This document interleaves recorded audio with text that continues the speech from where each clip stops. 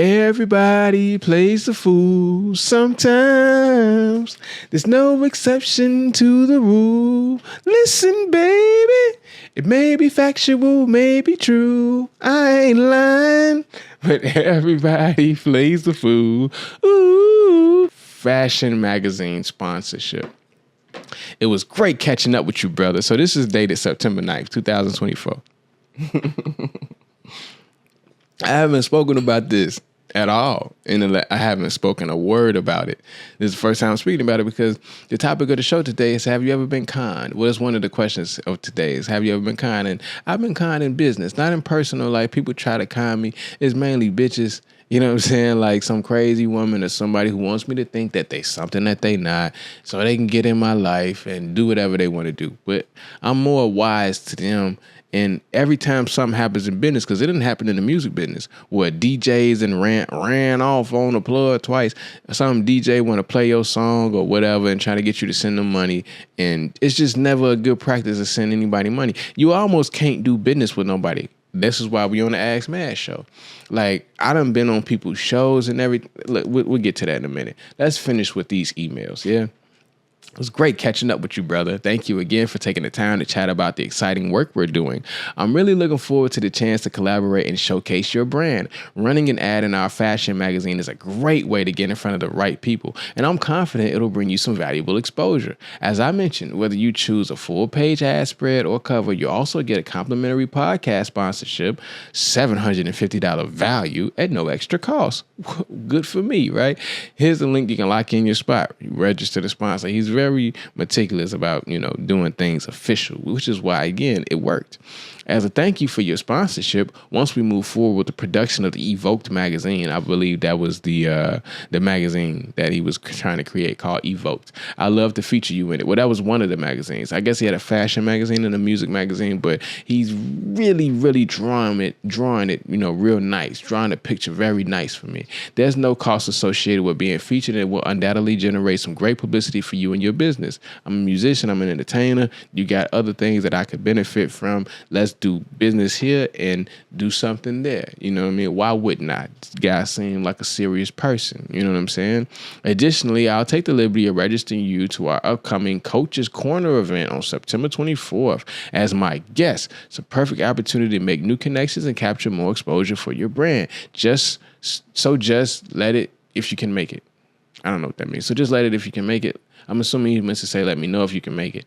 I look forward to working with you and making this partnership a success. Tony R's TFOCB Executive Director.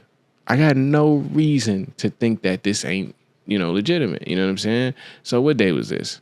That was September 9th. 2 days later, I respond. September 11th. Good morning. It was great meeting with you as well. I'm happy to move forward with you on this. I have a few questions for you. How would you like the payment to be made? Should I send it Zelle, or will you be sending an invoice? Is there a particular format for the ad? I have chosen to do a quarter-page ad for $400 like we discussed. Is there a specific size the ad should be? So he's pitching me on full page, you know what I'm saying, front page, all of this. And I'm like, you know what? Let me just start kind of small. You know what I'm saying? Let's see how this will develop over time, because you're asking me to invest in you and your brand and your product. And I got no problem with doing that. We need to see it. You know what I'm saying? I do, at least. You know what I mean? I'm a visionary. I'm a visible person. So I need to be able to see something in order to go with it fully. So I decided that this guy's pitching me on this and he's being a cool dude.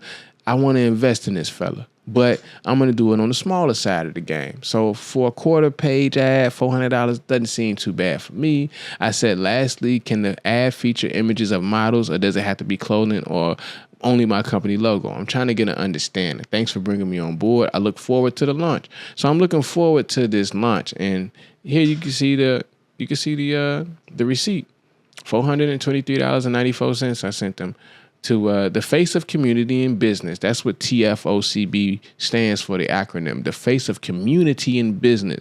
Because like I said, he's pitching me on community and doing good things and everything. And here you can see why I sent him the images. Here are the images I sent. The TK Collection, shop now. You know what I mean? Sent him a few different ads, that would fit. And then obviously the Tribal Kingdom logo. And this is how serious all of this was. And he sent me some stuff back for the ad. So Let's read this one. This is the last one, September 18th. Hey, brother, I hope you're having a good week so far. I attached the artwork for the ad with some changes to what you sent, but all within the same style. All in all, we love it and hope you do too. I don't know who we is, but I'm assuming that's more people at the face of community and business. Yeah. Let me know what you think. So he sends me the ad that they came up with. Let's show this ad real quick. And it was cool. I had no reason to dislike it. It's very similar to the ad that I made, but it was more in line with what they wanted to do. And there you have it. Look at me in all my splendor. Ironically, coincidentally, I used this photo for the back cover of the first last summer mixtape that I put out that same year, I believe. No, actually, I put that out the following year. Last summer, the first one came out. So he sends me the ad, and I start responding to what he sent me. Hey, bro, I love it. I'm definitely excited for the launch. This is going to be epic. Hope everything is doing well. I look forward to seeing the final product. Hey, brother, how's everything going? Now, this is by November 13th. Look, this is how big this jumped. September 18th, I said I love it, and I don't hear nothing for so long. November 13th, I'm like, man, I got to see, like, what's going on. I'm trying to text the dude. I'm calling them. You know what I'm saying? I obviously don't have those old text messages or old phone calls because, you know, this is 2 years ago. But I'm trying to get a hold of this fella. Can't get a hold of him. Finally, I sent him another email, November 13th. Hey, brother. Again, we with this brother stuff. That's why nobody don't ever call me brother. We not being brothers. I'm nobody's brother. Yeah. I got 3 brothers and I got a sister. They're the only people that can call me brother. And I got a brother that's not my brother, but he's my brother. Money bags. Nobody else can call me brother. Yeah. Hey, brother, how's everything going? How are things going with the launch? I get no response. That's the end of our communication as we know it. There has been no further communication with me and this fella. And I got the emails to prove it. Just fell off the face of the earth. And I know you out there, Tony. Hey, Laquan, holla at your boy. What's up with your homie? You know what I'm saying? But anyway, it's just, if you've never been conned before, you won't be able to understand how some of these things happen. Because somebody could look at my story and they could say, man, you fell for that. I would have never fell for that. Woo, woo, woo. Maybe you wouldn't have. And maybe you fell for some stuff that I didn't fall for. You probably been conned in personal life. You got a baby mama that you can't stand. You got kids that you secretly don't like. Because you got conned. You got conned into thinking something was better than it was. You know what I'm saying? And it can happen to anybody, man. Everybody plays the fool sometimes. There's no exception to the rule. Listen, baby. It may be factual, may be true. I ain't lying. But everybody plays the fool. Ooh. That's just how it is, man. Everybody plays the fool, you know what I'm saying? And I recently watched this movie that came out not too long ago called Marty Supreme. And Timothy Chalamet, whatever his name is, Timothy Chalamet. Mama say Makus. Anyway, the white boy that was running around the New York Knicks going crazy because they want him. He was in a movie called Marty Supreme, came out not too long ago, and he not a con man per se, but he's a terrible liar. He's very dishonest. And he wears it. His arrogance, you can clearly see that you shouldn't trust this fella. You know what I'm saying? This Marty Mauser fella. You know what I'm saying? Very intense. And there's a point in the movie where he talking to an old girl that he got pregnant now. This a girl, I guess he known her since he was a little boy, but she was somebody else's wife. You know what I'm saying? And he straight up told her, like, man, go home.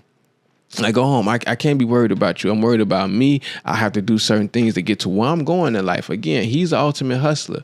You know what I'm saying? He's trying to catch the big fish. He wants to be the best ping pong player in the world. So he had to go to Japan to beat the ping pong champion of the world that beat him prior. He had to get back out there, and he wasn't going to let nobody stop him. And along the way, he lied to a lot of people. He stole from people. You know what I'm saying? He put this rich woman in a precarious position, and her husband, he was conning the mess out of him, but he, like, you could clearly see it on him. And nobody dealt with Marty Supreme without knowing who he was.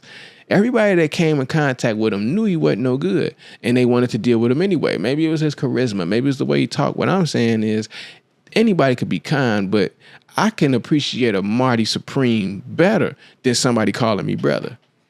Than somebody talking to me about the Lord and Jesus and all like that. Better than somebody talking to me about community and business, trying to sell it as if they a good person, that they a spiritual person, that they have good intentions. Now, he never said he had good ones. He did say he was intentional, and that was on me. You know what I'm saying? Because I was accepting the networking, the community of it, other cool people that's in their circle that I know ain't got nothing to do with his kind with me. Whatever it was in him that he decided that he wouldn't do that to me and whoever else, because who's to say I'm the only person that invested in this magazine that never came out?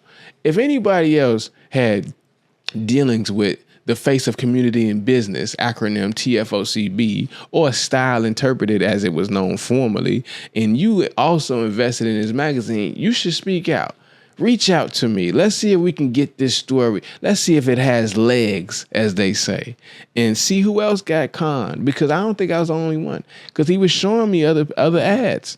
Now, I don't have these because he showed them to me in person. Like I said, I went to these interviews and we met up, whatever. And the Mighty Supreme dude was doing a whole bunch of ripping and running, but people wanted to buy into him. He wasn't pitching nothing to nobody. People was wanting to buy into him, not just for his skills, but they saw how much he believed in himself. And at the end of the movie, it wasn't that he did wrong by winning because he believed in himself. It was the fella, Kevin O'Leary's character, the dude with the pens. I forget his name in the film, man, but he had the ink pens. Rockwell, the fella Norman Rockwell, I believe. Rockwell wanted to capitalize off of his loss, and he wanted him to lose again. So he staged this fake ping pong match with the champion of Japan. And Mighty Supreme, his arrogance, his pride wouldn't allow him to lose, even though he lost the first game. He had to challenge it and say that wasn't a real game, and he challenged them to a real ping pong match, and he won. And the film ended with him winning and going to the hospital to see his daughter, and that's the movie. You know what I'm saying? He did a lot of wrong things, I guess, but he did a lot of things that showed who he was. So you didn't have to guess, and you knew what you was getting. Now Mighty Supreme might have took the ping pong world by surprise, and the fashion industry might have took me by surprise. I was used to the music industry, you know what I'm saying? The tricks of the music industry, because they had already got to me when I was young, as a teenager, giving money to DJs and this, that, and the other, and just really trying to get myself out there, because I always been a hustler, man. I always been somebody who believed in myself and wanted to push my craft to the front. And I was recently my girl reminded me when I got my first camera, and, I wanted to take pictures with the Tupac bandana, the camo bandana sitting, and with real mean gangster faces. So I was looking. It was called Mad at the World, and boy, was I was mad at the world, you dig? And ever since then, I just been elevating my game. You know what I'm saying? To get to the point where somebody could con me. And it wasn't nothing but $400. So it ain't like I've been taken for a long ride down the street. But money is money. I don't care who you is. That's $400, man, that I didn't have to give. And I wasn't really thinking of giving. He just pitching it to me. And he was very, very consistent. He was on my heels about this. And I finally gave in and said, you know what? What's the worst that could happen? Worst come to worst, I'm just out of $400. And I know not to deal with TFOCB ever again. I know not to deal with style interpreted ever again. And I'm not here to really slander anybody. That's why I showed the receipts. And I didn't say nothing about it when it first happened, because I ain't gonna lie to you, I put that on myself. I really did. I put it on myself to be so trusting when I'm not a very trusting person.